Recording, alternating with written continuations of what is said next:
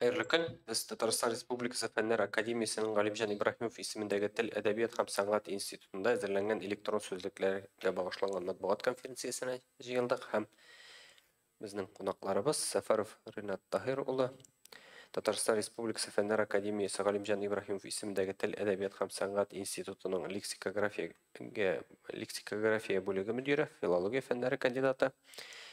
Mirhayev Rifat Ferdinat ulu, Tatarstan Respublikası Fenler Akademiyası'nın Galimcan İbrahimov ismindeki Dil, Edebiyat hem Sanat İnstitutunun umumi lingvistika bölügi eydep barışı fenni hizmetkari, filologiya fenleri kandidatı.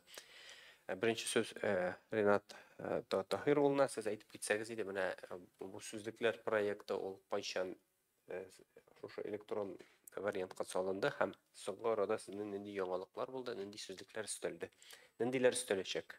Xayrlı gün, hürmetli kollegalar.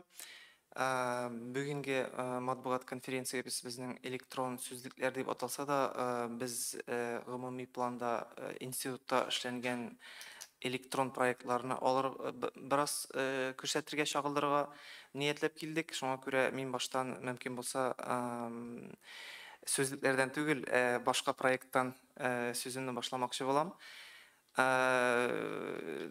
Галимҗан Ибраһимов исемендәге Тел, Әдәбият һәм сәнгать институты академик оешма буларак нигездә китаплар әзерләнә дип әйтик, ниндидер фәнни монографиялар әзерләнсә дә, без аңлыйбыз, бүген замана белән бергә атлап барырга телибез икән, без менә бу интернет, онлайн, офлайн, электрон проектларны читкә берничек тә кага алмыйбыз. Шуңа күрә булган, җыелган мәгълүматны китаплардан тыш башка форматларда кулланучыга җиткерү юлларын да ничектер сайлыйбыз, карыйбыз, мөмкин булганча кул җиткәнчә кулланучыга ирештергә тырышабыз. Шундый проектларыбызның берсе ул безнең институтның язма мирас үзәгендә эшләнә торган проектлар iki юнәлештә анда эш алып барыла. Беренчесе аның татар-мөселман кабер ташлары дип атала. Һәм анда безнең галимнәребез Россиядә, Татарстанда һәм хәтта Россиядән читтәге төбәкләргә йөреп, татар-мөселман кабер ташларын ачыклап, шуларның фотоларын урнаштырып, шуларның язуларын ачыклап, беренче чиратта фәнни җәмәгатьчелеккә тәкъдим итәләр. Икенче зур проект, язма мирасы үзәгендәге зур проект, ул 20нче гасыр башы татар матбугаты дип атала. Беребезгә дә сер түгел, шактый күп кенә журналистлар, журналистика факультетында һич югы без шулай ышанабыз инде. Һәм филологлар 20нче гасыр башы матбугатын өйрәнәләр. Тел ягыннан, тарих ягыннан. Менә безнең язма мирас үзәгендә әнә шушы өйрәнүчеләргә материал әзерләнә һәм узган гасыр башындагы газета журналларның сканер аша үткәрелгән санлы, цифрлы вариантлары әзерләнә. Безнең язма мирас үзәгенең аерым сайты бар. Һәм менә әле мин әйтеп киткән проектлар менә шушы сайтта чагылыш таба. Инде сүзлекләргә килгәндә шишмә башыннан башласам бик озак булыр, ләкин әйтеп китмичә дә булмый.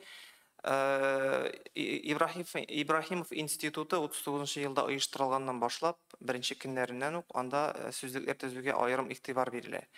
Билгеле, бүгенге көндә иң абруйлы дип саналган сүзлекләрнең барысы да менә бу академик оешмада әзерләнгән һәм бүген дә безнең аерым бүлегебез бар. Әгәр дә Россия күләмендә Ибраһимов институты тибындагы башка институтларны алып карасак, алар безнең Чувашта да бар, Марида да, Удмуртта да, Башкортта да бар. Ләкин бүгенге көндә берсендә дә менә бу лексикографияне аерым алып бара торган бер бүлек юк. Ягъни сүзлекләр төзү теориясе, сүзлекләр төзү практикасы эзлекле рәвештә алып барылмый. Ниндидер проект ачыла икән, ниндидер проект планга кертелә икән, сүзлек төзелә. Сүзлек төзелә дә менә бу сүзлек төзүчеләр башка проектка күчәләр. Бездә менә моны Аллага шөкер ничектер бер уңай бәяләрлек бер әйбер дип әйтә алабыз. хезмәткәрләр эзлекле рәвештә менә шул эзне таптылар. Һәм остаралар, шомаралар, һәм лексикографияның проблемаларында ачыграк күз алыйлар дип ышанабыз. Менә шул 39-нчы елдан алып эзлекле рәвештә безнең академик сүзлекләр төзү практикасы бара. Һәм бүгенге көнгә килсәк, иң зур проектлар бүгенге көнгә түгел, 21-нче гасырны алып карыйк инде, шулайрак дип сүзне барыйм.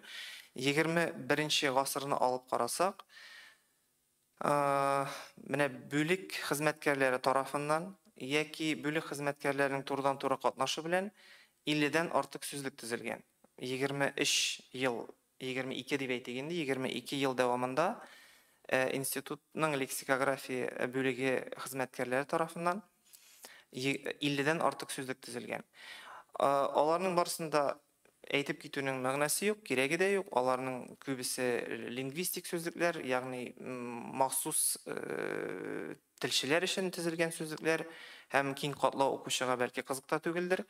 Ләкин араларында барыбызга да кагыла торган ортологик сүзлекләр бар, мәсәлән, булар безнең телебезнең нормаларын билгели торган сүзлекләр, мәсәлән, орфоэпик сүзлек, орфографик сүзлек һәм соңгы 20 ел дәвамында төзелгән һәм бүлегебезнең үзәгендә торган татар теленең аңлатмалы сүзлеге тора. Бу татар теленең аңлатмалы сүзлеге 6 томда төзелде. 2015 елда беренче тома дөнья күргән иде һәм шулай ел сайын берәр томлап чыга барды ул. 21 елда басылып чыкты 6 томада. Хәзер ул безнең кулыбызда бар. Алай гына да түгел, татар теленең аңлатмалы сүзлеге 2014-2022 елларга Татарстан Республикасы дәүләт телләрен үстерү һәм өйрәнү программасы кысаларында басылып чыккан иде. Аның тиражы шактый шикле булу сәбәпле, ул теләгән һәр кешегә барып ирешмәде. Шуңа күрә теләге булган кеше өчен һәм ихтыяҗ булган өчен 6 томлык сүзлек хәзер Татарстан китап нәшриятында аның 2нче басмасы әзерләнә. 2нче басмасының 1нче, 2нче, 3нче, 4нче томнары басылып чыкты. Быел 5нче томының кул язмасын тапшырдык. Шулай ук ел сайын берәр сүзлекне әзерлиләр. Бу чын мәгънәсендә 2нче басма безнең. Чөнки 5-6 ел эчендә тупланган яңа сүзләр анда өстәлә. Һәм безгә ирештергән кимчелекләрне без төзәтергә тырышабыз. Ниндидер сүзләрнең мәгънәләре ачыклана, ниндидер сүзләр гомумән төшереп калдырыла, башлыча вариантлар, язылыш вариантлар төшереп калдырыла. Һәм соңгы нокта итеп менә бу аңлатмалы сүзлек һәм аңлатмалы сүзлек янында башка сүзлекләрне дә исәпкә алып электрон фондны атап үтәргә кирәк. Билгеле инде, әйткәнебезчә, 6 томны һәркем файдаланырга теләгән кеше дә үзендә булдыра алмаска мөмкин. Аның кесә ягы да бар, кесәгә сугу ягы да бар, һәм күләм ягы да бар, саклау ягы да бар. Икенче яктан безнең менә бу интернет кебек бик уңайлы чарабыз бар. Һәм 2014 елдан башлап институтта сүзлекләрнең электрон фонды булдырылды. Һәм менә шушы фондка без чыккан һәрбер сүзлегебезне урнаштыра барабыз. Электрон фонд менә хәзер сүземнән китеп слайдларга гына күз салыйк. Менә монда электрон фонд ул бик ерак яшерелгән безнең. Иң баштан аны табар өчен Фәннәр академиясенең сайтына кирергә кирәк. Һәм менә сул якта аста TATZ дигән аббревиатура бар безнең. TATZ дигән сүзне без татар теленең зур электрон тупланмасы дип җәеп ачыклыйбыз. Менә шул TATZ төймәсенә бассак, безнең менә мондый тәрәзә ачыла. Монда без бүген телгә аласы һәм без бүген телгә алмаячак кайбер электрон проектлар күрсәтелгән. Алар Ибрахимов институтында гына түгел, гомумән академиядә эшләнгән проектлар булган өчен без барсында сөйли алмыйбыз, безнең компетенциягә керми. Ләкин менә монда словари өлешендә, русчасын ачканмын. Словари өлешендә иң беренче юл булып электронный фонд словари атала безнең сүзлекләрнең электрон фонды инде. Әгәр дә менә шул темәгә басып кирсәк, безнең фондыбызның интерфейсы ачыла. Дөресен әйткәндә бик гади, кулланучыга аңлашылырлык итеп эшләнгән ул. Анда бүгенге көндә 67 берәмлек сүзлек урнаштырылган. 67 берәмлек дигәнебез безнең бераз алдавычрак сан. Фактта анда 50 шамасы сүзлек бар. Ләкин кайбер сүзлекләребез безнең татарча ягыннан да, русча ягыннан да, яки татар теле ягыннан да, инглиз теле ягыннан да кулланып була. Шуның өчен алар 2 зонада урнаштырыла һәм алар 2 берәмлек итеп кулланыла. Мәсәлән, аңлатмалы сүзлекне 2 зонага куеп булмый. Ул бары тик татар зонасында була. Зоналар 4. Беренчесе аның менә безгә монда күренә торган ул татар теле зонасы, кирү теле татар теле дип язылган. Кирү теле рус теле бар. Монда рус теленнән татар теленә тәрҗемәле сүзлекләр нигездә һәм төрле терминологик сүзлекләр. Кирү теле инглиз теле бар һәм менә 2 ел элек кирү теле төрек теле безнең барлыкка килде. Анда әлегә бер генә сүзлек урнаштырылган. Быел тагын бер сүзлек планлаштырыла, урнаштырыла. Менә бүген безнең бая арттагы нигә күчсәк, менә бу проектларны мин сезгә күрсәттем, ләкин бу проектларның кайберләренең эше тәмамланды һәм булар артык яңармый торган проектлар дип әйтик. Менә бу электрон фонд, сүзлекләрнең электрон фонды, ул безнең шул 14нче елда ничек ачылган иде.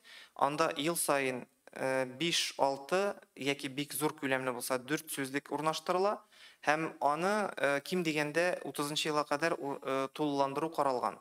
Бу проектны дәвам иттерү телләр программасының 30нчы елга кадәр дәвам итә торган программасына кертелде һәм теләсәк, теләмәсәк тә без хәзер ел сайын моны ничектер яңартырга тиеш булабыз. Һәм әлегә безнең яңартырлык, анда кертерлек сүзлекләребез бар.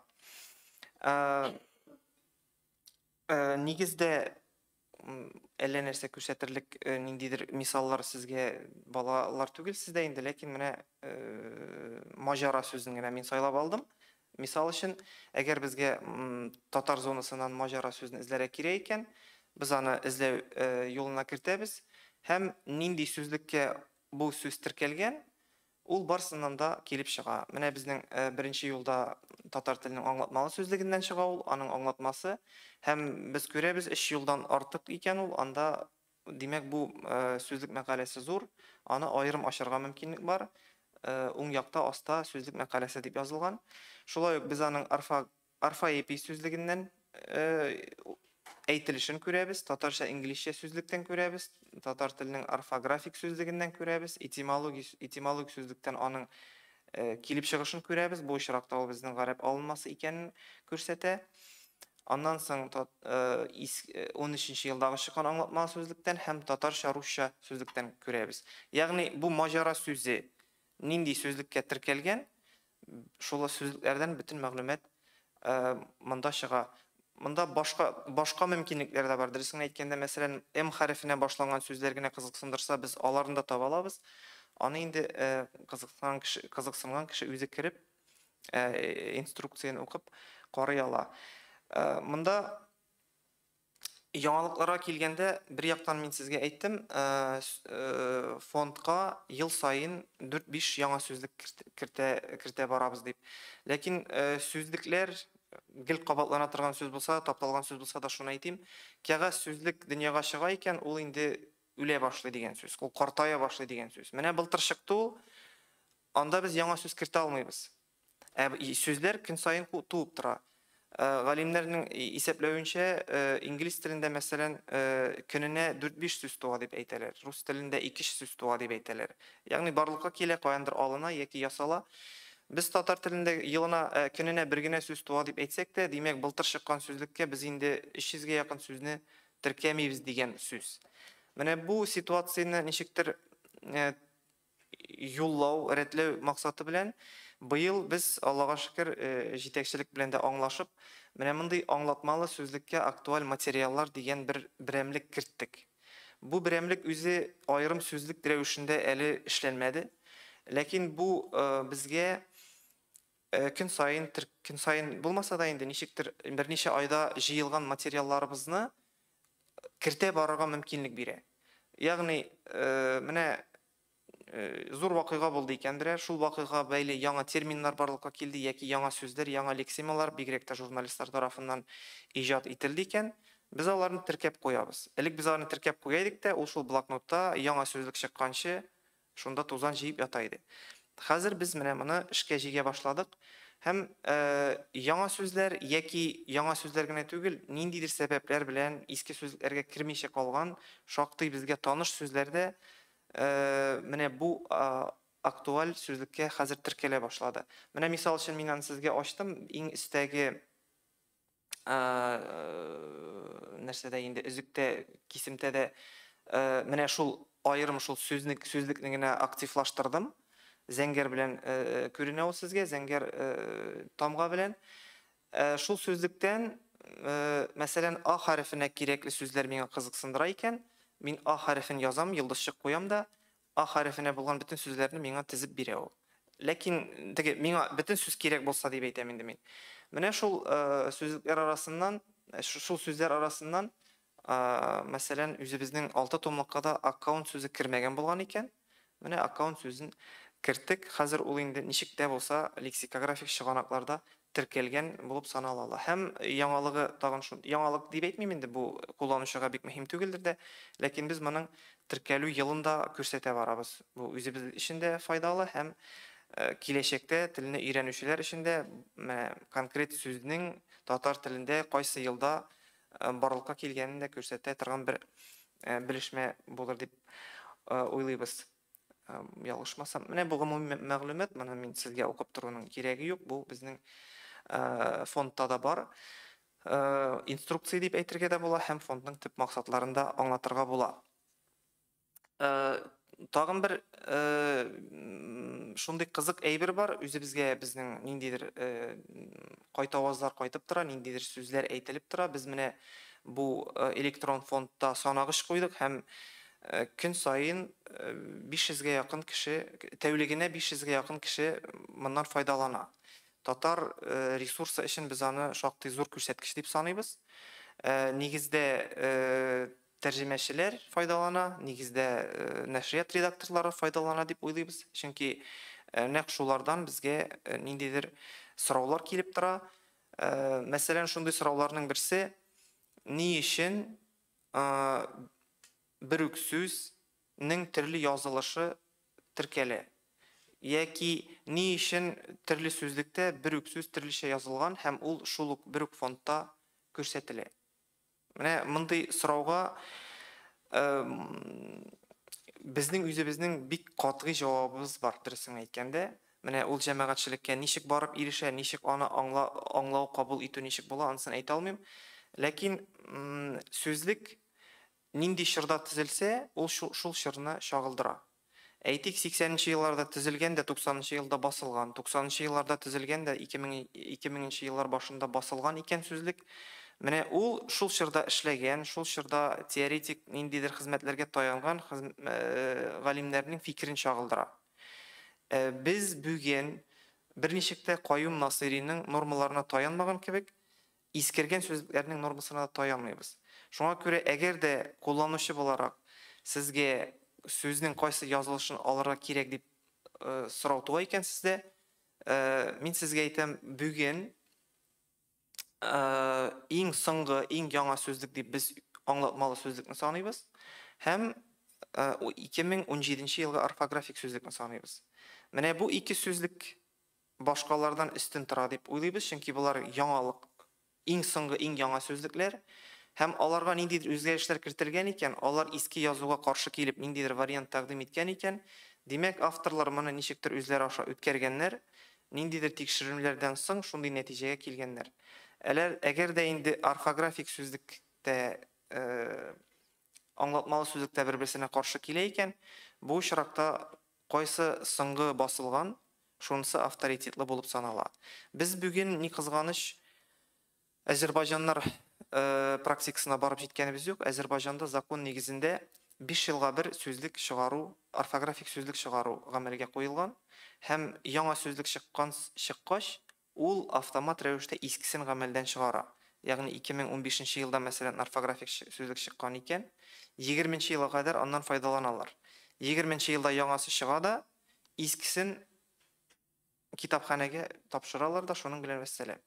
Ягъни ниндидер үзгәрешләр бар икән, соңгы үзгәрешләр бары тик 20 елда чыккан сүзлеккә карый. Без моны беләбез, сөйләшәбез бу турыда, ләкин менә әле гамәлгә ашыруга барып җиткәнебез юк. Һәм моны башка яктан да әйтәсем килә, бу бездә генә була торган проблема түгел. Рус теленә килсәк, рус теле безнең шулай тыйыла инде ул безгә, барсы да анда саналган, барсы да исәпләнгән, бөтен исключениялары санап чыгарылган, анда проблема юк дип тыелса да, алай түгел. Алар рус орфографистлары белән сөйләшкәндә, аларның хезмәтләрен күзәткәндә без аларны да карыйбыз. Алар да канәгатьсез күп әйбердән. Аеруча рус лексикографиясендә 20 гасыр ахыры һәм 21 гасыр башы лексикографик бум дип характерлана. Анда шул кадәр күп сүзлекләр чыгарыла, аларның типологиясе да күп. Бер үк сүзлекне дә күп мәртәбә бастыралар. Бу акча эшләүгә дә корылган әйбер. Мәсәлән, бер үк сүзлекне теге нәшриятта бастыра, бу нәшриятта бастыра, кайберләре анда култыгарга да мөмкин, язылышына да үзгәртергә мөмкин. Әйткәнемчә, аның күбесе акча эшләү максаты белән эшләнгәч, анда төрлелек күзәтелә. Алар моннан чыгу юлын шулай ук белмиләр. Алар да нәк безнең кебек кулланучыга ике тәкъдим ясыйлар. Беренчедән, сез үзегез карарга тиеш, кайсы җирдә ул сүзлек чыккан. Иң абруйлы сүзлекләр дип Россия Фәннәр Академиясендә чыккан сүзлекләр санала. Башка сүзлекләрне сез сатып аласыз икән, файдаланасыз икән, анда нидер каршылыклар бар икән, димәк, ул сезнең үзегезнең сайлауыгыз. Сез шулай сайлагансыз булып чыга. Менә нигездә минем әйтәсе фикерләрем шул. Әгәр дә сораулар тагын булса, сорауларга җавап бирергә әзер. Сорауларны соңрак булыр инде. Рифат Фердинандовичка сүз бирик, ул безгә топонимнар сүзлеге турында сөйләячәк.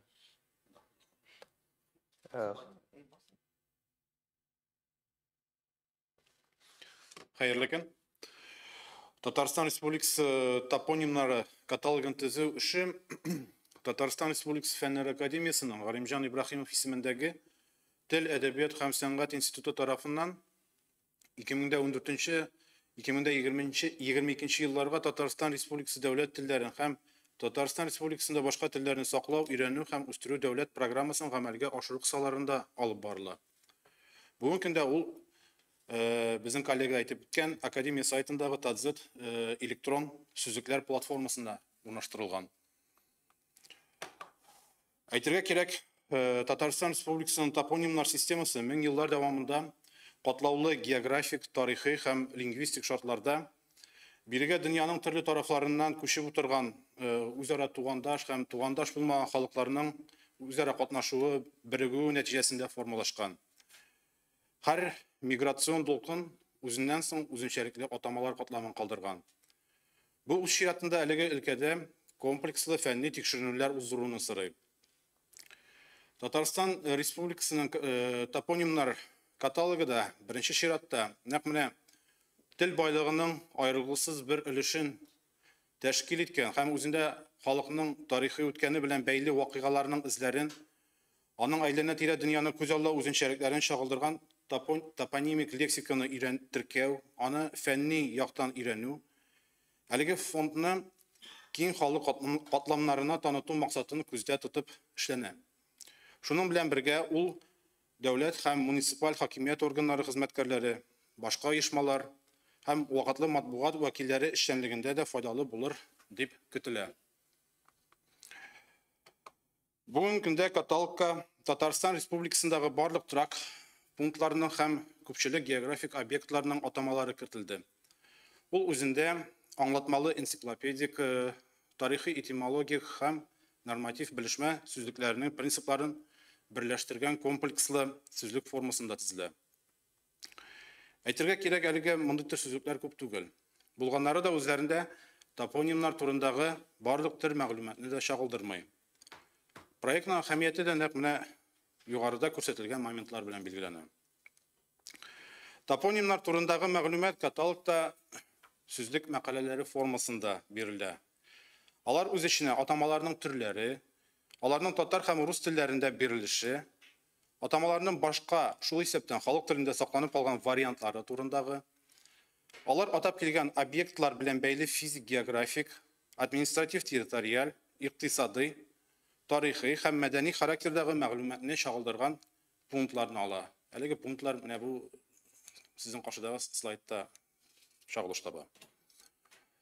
Мәкаләләр алфавит тәртибендә каталогның мәгълүмат базасында урнаштырылган һәм аларны исемлектә теркәлгән атамаларга басып ачарга мөмкин. Монда исемлек китерелә инде А хәрфенә башланган топонимнарга.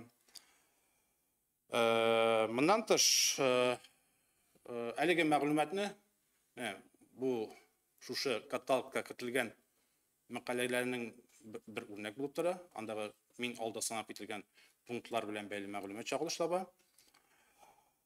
Шулай ук әлеге мәгълүматны каталогның карта өлешенә кереп тә табарга мөмкин.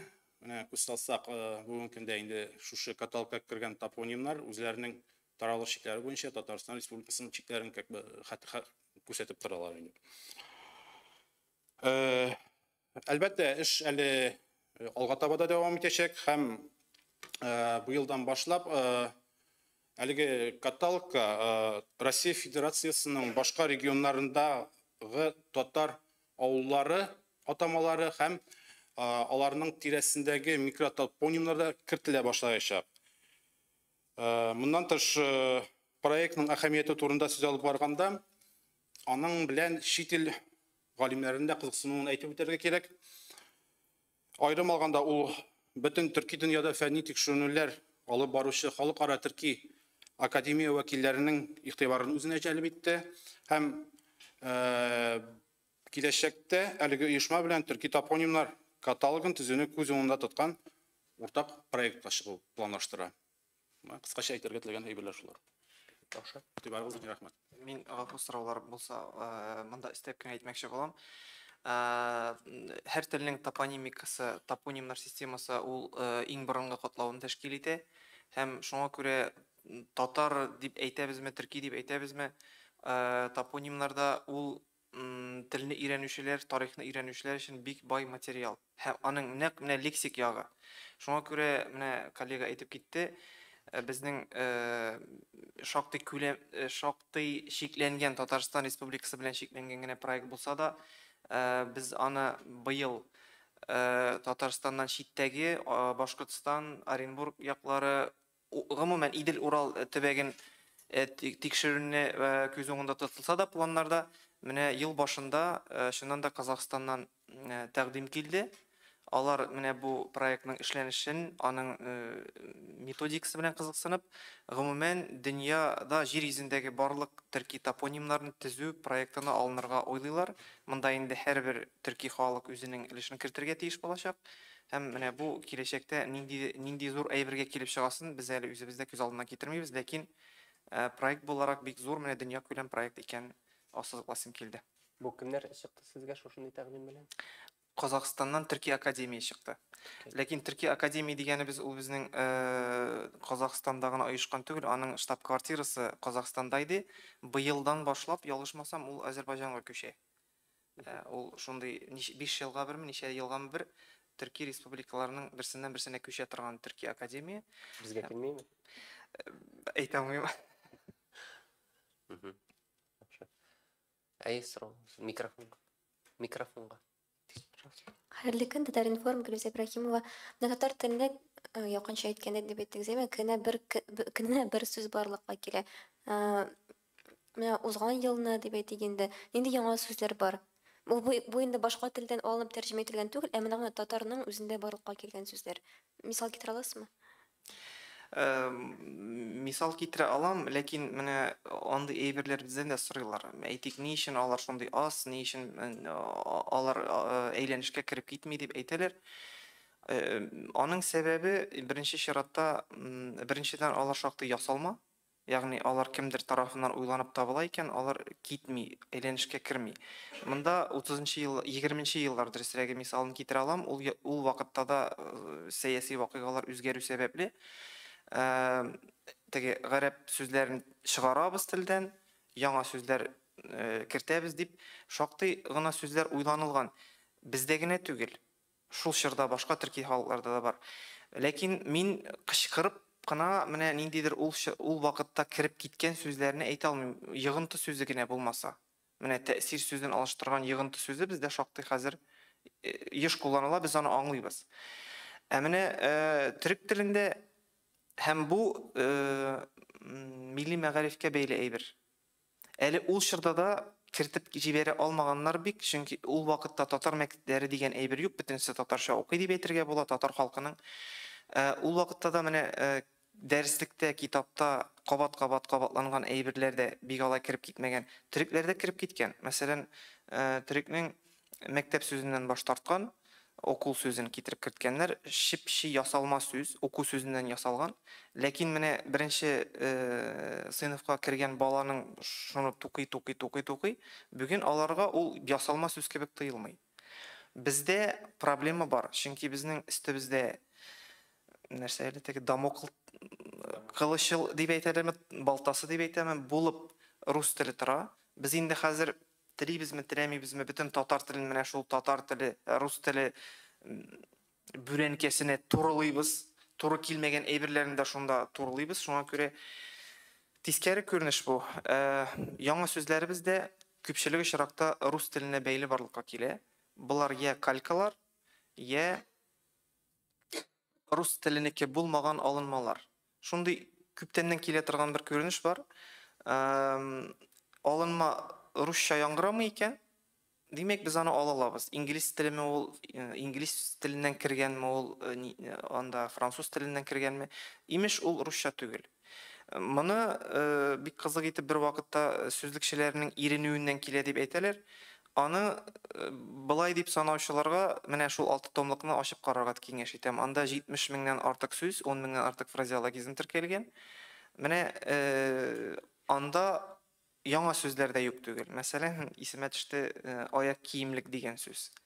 Бәлки ул сез сораган әйбергә бик туры килмидер, былтыр гына барлыкка килгәнмедер, юкмыдыр әйтә алмыйм. Рус теленең обувница дигәнне туры килә. Әгәр менә шул типтагы сүзләрне арттырсак, анда инде аяк киеме генә түгел, башка махсус шкафларында белдерә торган сүзләр алырга була. Былтыр мәгълүм, былтыр безнең яңа сүзләребез барысы да бик әллә ни куанычлы түгел, алар матур да түгел, алар махсус операция, демилитаризация, фәлән шундыйрак сүзләр. Мин менә туп-туры татар телендә ясалган, татар чаралары белән ясалган сүзне исемә төшерә алмыйм сезгә хәзер. Һәм үземә ышанмыйм, беләсезме, рус теленең аңлатма сүзлеген төзегән Ожегов белешмәләр бирү кабинетында эшли булган заманында, исән чагында, ягъни шалтыратып сорый булганнар, менә шул сүз ничек языла, бу шуның мәгънәсе нинди дип. Ожеговның үзе төзегән сүзлеге бар, үзе редакцияләгән сүзлеге бар. Аның шундый бик кызыгы бар, кызык сүзе бар. Шалтыраткач ул әйтә торган булган. Мин хәзер Ожеговның сүзлеген ачып карыйм дип. Менә мин дә каршымда сүзлек булмагач сезгә кистереп әйтә алмыйм. Менә ул сүзләрне кемнәр күбрәк тәкъдим итә һәм сез аларны ничектер үзегез эзләп табасызмы? Әллә менә шул уйлап чыгарган кешеләр үзләре сезгә тәкъдим итәме? Без башлыча аңлатма сүзлек төзегәндә аеруча мониторинг ясап бара идек. Мәсәлән, көндәлек газеталар, яңа чыккан әдәби әсәрләр, матур әдәбият әсәрләре һәм тоташ уку методикасы дип атыйбыз без анда нинди яңа сүз күрәбез, шуны терки бара идек без. Анда вариантлар бар, анда диалектизмнар бар, анда сүзлеккә кертергә ярамый торган әйберләр бар, ләкин арада бик матур, бик киң мәгънәне алган бер сүзгә керткән сүзләр була торган бар. Менә аларны без анда керткәлибез.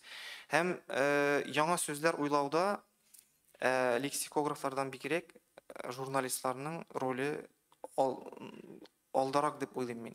Чөнки ниндидер вакыйга булды икән, алар иң беренче моның белән 100% каршылаша, Алар ничектер хәбәр итәргә тиеш, сүзен табарга тиеш. Бәлки баштан беренче чорда ул ниндидер тасвирлау формасында булырга мөмкин. Мәсәлән, үз изоляция сүзенә без тиз генә килеп җитә алмадык. Төрле формалар тәкъдим ителде, ләкин менә шәйнәлә, кабатлана, таптала, менә шул кыскарак дигән үз içine азмы күпме менә шул семантиканы алган үз изоляция сүзе килеп кирде һәм ул 6нчы томга теркәлде хәзер. Бәлки хәзер аның кирәге дә юктыр, актуаль да түгелдер, ләкин үз чорының бер сүзе буларак ул инде анда бар, мисаллары бар. Шуңа күрә мин бу очракта сүз уйлап табуны куркыныч һәм зарарлы әйбер дип санамыйм. Аның бик әйбәт яхшы эшли торган закончалыгы бар. Әгәр дә сүз нинди генә килбәтсез булмасын, нинди генә мәгънәсез булмасын, әгәр дә ул менә кирәкле мәгънәне чагылдыра икән, ул телдә яшәп китә. Әгәр дә ул нинди генә акыллы булса да халыкка кирип китәрлек сүз түгел икән, яңгырашы ягыннанмы, озынлыгы ягыннанмы, башка сәбәпләре ягыннанмы, ул барыбер төшеп калачак. Без аны ничек кенә тырышсак та, сүзлекләргә теркәсәк тә, менә сезнең каршыга чыгып яки лекцияләрдә анда кайдадыр кабатласак та, ул үле туган сүз барыбер яшәргә сәләтле булмаячак. Шуңа күрә мин журналистларга безнең кебек яңа сүзләр тәкъдим итәргә, уйларга курыкмаска тәкъдим итәм. Ул телебезне байытуның бер чарасы. Һәм һәр телдә, һәр халыкта шулай эшләнә ул. Менә журналистлар, язучылар, аларны теге бер төркем иттереп карасак, тагын бит инде бар яшьләр. Менә алар бит инде сүзләр уйлап чыгаралар. Менә бу сүзләр урын табамы, ничектер, юкмы? Бик теләр идек без аларның булуын. Ул сез сораган әйбер беренче чиратта яшьләр сленгына бәйле. Безнең татар телендә ул бик аз үсеш алган әйбер. Чөнки сленг булсын өчен шәһәр культурасы кирәк.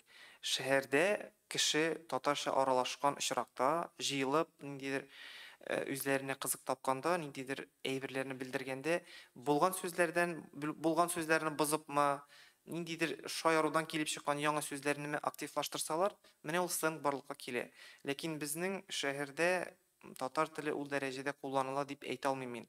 Без булдыралганча аны карыйбыз, андай әйберләрне. Җыеп та барабыз. Ләкин әле сүзләрдә теркәп чыгарырлык андый әйберләр күп дип әйтә алмыйм. Юк түгел, мәсәлән, Чаллы якларыннан, Түбән Кама якларыннан ниндидер чатларда, нәрсәләрдә шундый әйберләр бар. Аларны без үзебезгә терки барабыз. Ул һичшиксез телнең үз хисабына байый торган чыганак. Диалектлар бер якта тора. Диалектларны без инде аркылысын буен теге сүзлек төзегән сайын ул диалекталь сүзләрне карап чыгабыз. Менә бу сленглар бездә күп түгел. Чөнки татарча сөйләшкән яшьләр арасында да менә бу сленглар күбесенчә русча яңгырый. Яки инглизчәгә күчтегәндә краш, анда әллә нәрсәләр менә хәзер татарча сөйләшәләр кебек, ләкин арада шундый сүзләрне кыстыралар. Без әле бу сүзләрне татарча итеп, татар телене китеп санаргамы, юкмы дигән аралыкта торабыз әле иртәрәк шикелле. Мисал китерә аласызмы, менә ниндидер Чаллы якларында бар дидегез, бит бәлки берничә сүз әйтерсез. Әйтә алмыйм. Окей, орнына хуп дигән сүз кулланалар бит мәсәлән. Хуп сүзе бар иде, ләкин ул барбер яңа контекстта килеп кирде. Ул менә кыскалык таләп, яхшы сүзе яки ярый сүзе ярамаган өчен менә бу окей сүзен алыштырыр өчен килеп кирде ул ничектер. Шуңа күрә аны без яңа сүз дип саный алабыз, яңа мәгънә һич юк. Чөнки ул инде хуп яки хуш сүзләре теге Камал театры сәхнәсеннән генә яңгырый торган сүзләр рәтенә кирип баралар иде. Блогерлар да шундай бер күзәтелә бугай, җыен шундый сүзләр уйлап. Әйе. Менә ул нәкъ дөрес юнәлешне сез әйтәсез. Менә бу әйберләргә әзрәк фәнни яктан, теоретик яктан өйрәнү җитеп бетмәй әлегә. Ләкин бу безнең объектив, безнең яктан чыккан объектив сәбәп, субъектив сәбәп дип әйтә алмыйм. Чөнки институтта кеше саны бик шикле. Һәм тел ягын өйрәнүчеләрне алып карасак та без күп түгел. Ләкин менә мондый әйберләр азмы күпме өйрәнелә, Казан университетында өйрәнелә. Ләкин сез үзегез дә аңлыйсыз, мондый әйберләр киң кулланышка тиз генә чыкмый. Һәм кирип киткәннәре дә Мин рус теленнән мисал китерә алам. Мәсәлән, 90-нчы елларда класс сүзе бар иде. Аннан ул әкрен клёвый сүзенә китте. Хәзер класс сүзе бик үк экспрессиясе аның элекке кебек түгел кебек. Ягъни бер төрле сүзләр керәләр, кулланылалар, ул буын киткән саен яңа буын башка сүзләр алып килә.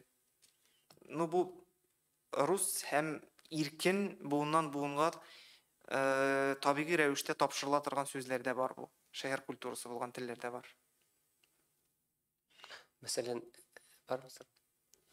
Mesela элегрәк газеталар боралак дип язалар иде, әйдеме? Вертолетны, заложникны тотак дип язалар иде. Менә сез ничек уйлыйсыз? Хәзерге вакытта бит инде мәсәлән сайтларда кайдадыр шундый сүзләр барлыкка килсә, ул укучыда теге ниндидер аңлашылмау, нәфрәт тәүгәтә шул очракта менә сез нәрсә тәкъдим итәсез? Сез бер караганда яңа сүз кирип китергә тиеш, икенче караганда укучы бит инде аны мәсәлән аңламый, мәсәлән тотак дип язалар икән, нәрсә ул тотак? Аның берничә юлы бар. Беренчедән мин барыбер үз позициямда калам. Барыбер мондый сүзләрне кертә барырга кирәк дип саныйм. Безгә татар халкына консервативлык бик хас. Без шулкадәр кирәккән очракта да, кирәкмәгән очракта да бикләнергә яратабыз. Ул телне үстерми ул. Нинди телебезне без әдәби дип санап, нинди хәлендә сакларга тырышабыз. Әгәр дә узган гасырның 20нче елында телебез нинди революцион үсешләр кичермәгән булса, без тукайча сөйләшкән булыр идекме? Юк бит, анда да иске телне сакларга тырышучылар булган, анда гарәпчеләр булган, башкалар булган. Бүген дә мин яңа сүзләр кирергә тиеш дип уйлыйм. Аның бик гади әйбере бар. Татар телендә парлы форма бар. Мәсәлән, шул ук боралакны кертергә телибез икән, баштан аны боралак вертолет дип парлы сүз формасында бирергә була. Ул парлы сүзлек түгел. Ләкин яңа сүз кергәндә моны әзрәк кулланырга була. Яки беренче очраганда, беренче кулланганда боралак вертолет дип бирәсең, калган текстта боралак дип кенә бирәсең. Һәм башка сүзләрендә шулай кулланырга була. Ләкин нинди тотак дип әйттегезме? Тотак иде. Аның элегелектән үзенең сүзләре булган. Менә буларны эзләү ул инде әзрәк менә тырышлык таләп итә, чөнки заложник сүзе ул бит инде ничек дип әйтим, реалия буларак элегелектән булган әйбер. Ханнарның балаларын мәсәлән башка дәүләттә заложник итеп тотканнар, анда сугышта заложниклар алганнар, аның сүзе бар. Ул аның бер генә дә түгел, аның әманәт. Менә бу асыл затларны башка дәүләттә тоту, бу дәүләтнең әйтик безгә һөҗүм белән килмәсен өчен вассал дәүләтнең ханының әйтик балаларын читтә тотканнар. Менә ул балалар анда төрмәдә, зинданда булмаган билгеле, алар яхшы шартларда яшәгәннәр, ләкин үз аталары янында яшәмәгәннәр. Әгәр инде атасы ниндидер сүзне бозып һөҗүм итсә, ул балаларны я үтергәннәр, я тагын нәрсәдер эшләгәннәр. Тарихта бу шул бар. Менә аларны әманәт дип атаганнар. Рус теленә алар заложник дип тәрҗемә ителә. Ниндидер яхшы заложник сүзе дигән коннотациясендә аларны яхшы шартларда тотканнар инде. Сугышта алынган заложниклар, алар тотсак сүзе бар һәм рәхин сүзе бар. Заложникларга карата. Менә буларны кайберсен иске дип атарга була, кайберсен яңартырга да бәлки буладыр. Аманат дигән сүз бу очракта бөтенләй туры килмидер, аны бит бүтән мәгънәсе бар. Әйе, ләкин менә хәтта рус чыганакларында ул аманат булып бара. Әманат сүзенең бер мәгънәсе генә инде бу. Дөрес, татар телендә хәзерге торышында әманат сүзен заложникка туры килми дип мин дә әйтә алам, раслый алам. Һәм менә Казакъстанда сез мисал әйтеп китердегез бит, Казакъстанны менә берничә генә ел элек әле Казакъстанда ялгышмасам, финанс иде. Башта Кыргызстанда кирде дип беләм, каржы дигән сүзне алар керттеләр. Хәзер Казакъстанда каржы министрлыгы. Сез ничек уйлыйсыз, менә бәлки безгә шушындай теге дәүләт дәрәҗәсендә дә кертергәдер. Бездә дә каржы министрлыгы булырга. Каржымы яки бездә ничек була? Баягы сүземә кайтып калам инде мин, теге Бездә мин аны ни өчен шулай икәнен дөресен әйткәндә аңлата алмыйм, ләкин бездә алынма сүз русча яңгырамаса, аңа бик тыныч карыйлар. Менә бу финанс сүзе ул бит инде русча түгел. Руста да финанс, руста да алынма дип карала, бездә дә алынма дип карала. Сез әйткән юл бөтенләй нинди перспективасыз һәм мәгънәсез юл түгел ул. Аның мәгънәсезлеге нәрсәдә? Телдә урнашкан сүзләрне алыштыру бик кыен. 100 ел кулланылган, хәтта 50 ел кулланылган сүзне тотып терминлыгын аны югалтып, бу сүзне без ташлыйбыз, онытабыз, аның орнына менә бу сүзне алабыз дип әйтү барып чыкмаячак. Менә терминнарны яңа сүзләр кергән вакытта эшкәртеп өлгерергә кирәк. Шул очракта мөмкин. Казаклар финансның гына түгел, нинди фортепиано сүзен казакчага әйләндергәннәр, мин аны әйләндереп чыгара алмаячакмын ул сүзне. Менә бәлки бездә дә казакларда кебек үзебезнең музыкаль мәктәпләр булса, бөтен телевидениедан менә фортепианоларны, саксофоннарны менә татарчага әйләндереп шулай сөйләп барсалар, бәлки ул кылакка керә ничектер ныгып китәр иде. Ләкин безнең ситуациябыз казаклар кебек түгел. Безнең яңа сүзләрне, әнә шул сүзләр әле урнашып бетмәгән, нормага кирмәгән чорда теркәргә кирәк. Дәресләргә, сүзләргә теркәргә кирәк. Шул очракта аны кертеп әйләнешкә кертеп җибәрергә була. Менә сорау бармы? Менә бу очракта менә монда бит инде һәр матбугат чарасы үзенчә язды, менә бу үз изоляцияны да. Берсе бер төрле яза, берсе бер төрле яза һәм шулай ук ниндидер русча сүз кирип китәргә дә мөмкин иде. Монда һич югы яртысы татарча булып чыкты. Мәсәлән, бу очракта институт ниндидер менә шушы дөрес дип бер вариантны игълан итә аламы? Мәсәлән, матбугат чараларына менә шушылай дип язык дип килешергә мөмкинме? Юк. Институтның андый нәрсәсе вәкаләте юк. Чөнки институт әмер биреп, Юк, рекомендация турында. рекомендация бирә ала. Менә мондай рекомендация бит юк, монда һәркем үзенчә язды да бер фикергә әлегә дә кадәр ул киленеп бетмәгән, мәсәлән, шул ук сез әйткән демилитаризациядә милитаризацияләүне булдырмау дип тә башкачасы да милитаризациягә каршы да кем ничек яза, шулай яза, менә бәлки ниндидер менә яңа сүз кирип килә бит инде. Бу сорау булай дип әйтик, институт фәнни оешма буларак менә бу әйберләргә читтән күзәтеп карый. Сез әйткән әйберләр ул институтка түгел, дәүләт дәрәҗәсендә эшли торган терминологик комиссиягә адресланырга тиеш. Ул кәгазьдә бар, ләкин ул эшләми. Менә аны активлаштырырга кирәк. Безнең терминологик комиссия бар. Мин инде белмим, камерага әйтергә дә бәлки куркыныштыр. Аның андагы әгъзаларның яртысы исән микән? Анда алар үзләре белә микән алар ул комиссиягә кергәнне? Һәм орфографик комиссия бар. Аларның проблемасы алар җәмәгатьчелек тәртибендә эшли торган оешмалар.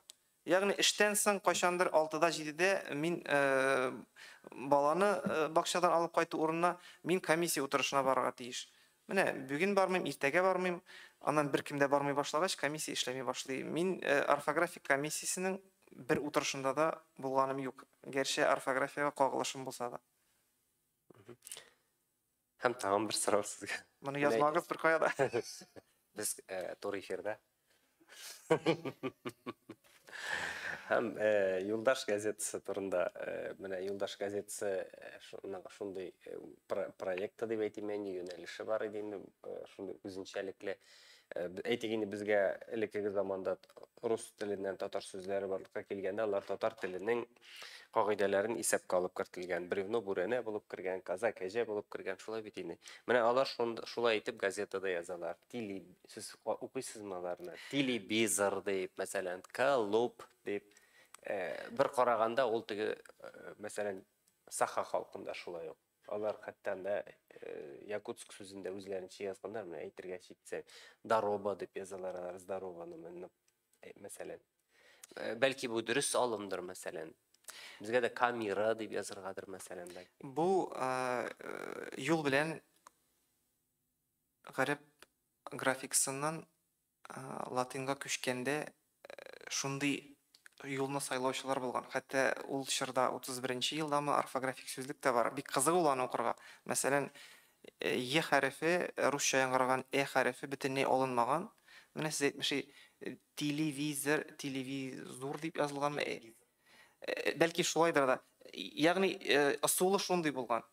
Монда бер проблема бар. Менә сез әйткән ул ысулны аз санлы халыклар куллана ала.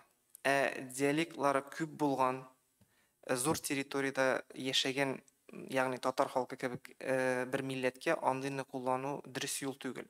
Сез кайсы як сөйләшен өстен якка чыгарасыз да, мәсәлән, телевизор дип әйтәсез. Арча ягы дип аңлыйм инде мин, әнә шул чын татарлар яшәгән төбәк дип аңлыйм, әдәби телебезнең нигезе булган арча яклары. Ләкин бит ул анда гына татар түгел, Башкортстан ягы татарларында бар. Анда алар рус сүзләрен үзенчәрәгрәк үзгәртәләр. Анда мишәр яклары бар. Без менә шундый хәзер нигә килеп җитәбез? Кайсын өстен куярга тиешбез? Әгәр дә сез арча сөйләше ул безнең әдәби телебезнең нигезе дип әйтәсез икән, дөрес юл түгел. Ул 100 ел, без 100 ел элек бу этаптан үттек. Инде хәзер диалектларның кайсын искә, кайсын аска чыгару, ул актуаль түгел. Ул институтлар булмаган чорда диалектларны чагыштыру була. Хәзер 100 ел буе безнең лингвистларыбыз бар икән, сүзлекләребез чыга икән, грамматикаларыбыз чыга икән. Без алабыз 6-7 вариантны. Телевизорында алабыз, башкаларында алабыз да. Кайсы вариант ничек дип әйтим инде, телгә ятышлырак була, шунысын нитәбез, сайлыйбыз. Күп очракта ул диалектларның берсенә дә туры килми. Менә бу очракта вариантлар системасы өстенлек итә була инде, чит сүз алына. Әгәр дә ул үз сүзебез икән, сүздә юк. Анда үз төрки сүзебез икән, анда өстенлек урта диалектка биреләчәк. Шуңа күрә бу безнең бу юл белән бару безнең бик киң территорияда яшәүебезгә бәйле. Юк, телевизорны кайдагы татарда телевизор дип әйтәдер инде ул. Юк, бездә алай әйтмиләр. Мин Оренбург ягыннан мәсәлән, безнең якларда менә бу в-ны б-га әйләндерү юк. Мәсәлән, бидре дигән сүз бездә юк, бездә видра. Анда башка Иванны Иван дип әйтү юк, Иван дип электән килә инде бу. Мәсәлән, Иван Грозныйнан да Иван дип язганнар заманында, мондый әйберләр ута диалектка хас әйберләр. Юк, менә барыбер рус теленең теге, мәсәлән, о, киң, о, андый нәрсәләр. Андый юк. Монда теге принципиаль рәвештә теге бер хәреф турында гына әйтмим. Сез монда юл барып чыкмый дип саныйсыз. Әйме газеталар шулай язырга тиеш түгелме? Юк. Сездә дә камера дип әйтәләрдер бит инде. Камера дип әйтмиләр. Юк инде, юк, алай дип әйтә алмыйлар. Мин шуны әйтәм. Сез әйтелгәнчә язылу ягын Сез ничек карыйсыз ага дип сорыйм. Әйтелешләр төрле булган өчен бу юл барып чыкмый дип уйлыйм. Тагын бармы сорауларыгыз? Минем топонимнар буенча сорау бирәсем килгән иде. Менә ул сайтта шундый мөмкинлек бармы? Әйтик, ачырга ниндидер бер районны һәм андагы бүтән топонимнар чыга монда исемләре. Кай вакытны шундый, мәсәлән, менә шундый яракка ошаган атама бит әле дип уйлыйсың, дөрес язылышын белмисең. Яки, мәсәлән, сез язасың анда татар әҗәле дип, ул дөресен язып бирә әҗәле дип. Вариантлар дип, мәсәлән, бирәм, шуңа охшаш вариантлар дип. Әйтеп үткәнемчә, монда материал, каталогта материал алфавит тәртибендә бирелә инде мәкаләләр. Районнар буенча эзләү андай мөмкинлек каралмаган иде. Анда мөмкин микән аны мәсәлән, яки мәсәлән шушы торак пункттагы бүтән авыллар. Шушы райондагы бүтән авыллар исемлеге, мәсәлән, охшаш авылларны. Ул андый бер аңлашаш бер мөмкинлек бар. Мәсәлән, топонимның составында булган уртак нигез башка топонимнарда эшләй һәм шушы топонимга охшаш башка топонимнарны ул бирә. Андый рәвештә эзләргә мөмкин. Юкка чыккан атамалар бармы? Юкка чыккан авыллар Юкка чыккан атамалар кертелмәгән. Бармы? бармы? Ул киңәйтелә бара, шуңа күрә анда менә ялгышмасам баралар анда. Анда теге лексик ягына түгел, анда бит алар авыл турында кыскача гына тарихын да бирәләр. Тарих Шуңа мәгълүматлар күрә бар. анда нәрсәләр бар? Бөтенесе дә булмаса да. Атамаларның аңлатмасы биреләме? Мәсәлән, билгеле булган очракта кайсы сүздән килеп чыккан? Билгеле булган чиракта бирелә. Этимологиясына ачыклык кертелә. Мәсәлән, Нурлаткаян килеп чыккан лучезарный конь барыбыр да, яки Нурлат. инде кеше исеме? Әлбәттә, халык телендә аларның үзенә күрә бер аңлатмалар эшләй, ләкин биредә алар каталогта чагылыш тапмый. Кертергә кирәк. Фәнни яктан якын килергә тырышалар. Юк, кертергә мөмкинме инде мәсәлән дигән? Кертергә мөмкин, ләкин аның битендә ихтыяҗ юк аңа. Ул дөрес күпчелек чиракта дөрес булмый. Юк, мин әйтәм, мәсәлән, атама каян килеп чыккан нинди сүздән? Махсус ни бар? Махсус этимологик пункты бар. Чүпрәле каян чыкканын белеп булаймы мәсәлән?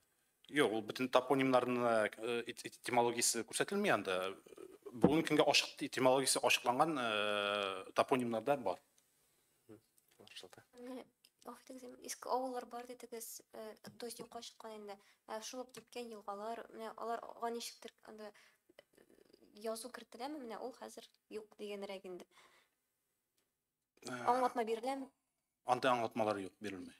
Ул теге юкка чыккан авыллар дигәндә, мәсәлән, монда күп каталогта мәгълүмат бирелде, 10нчы ел халык санын алу чарасы мәгълүматларына нигезләнеп инде. Хәзер анасын бит инде ничәдер күпметр еллар үзе, ул вакытта булган авыллар да, һәр юкка чыккан авыллар кайберләре юкка чыгарга мөмкин. Андай мәгълүмат юк.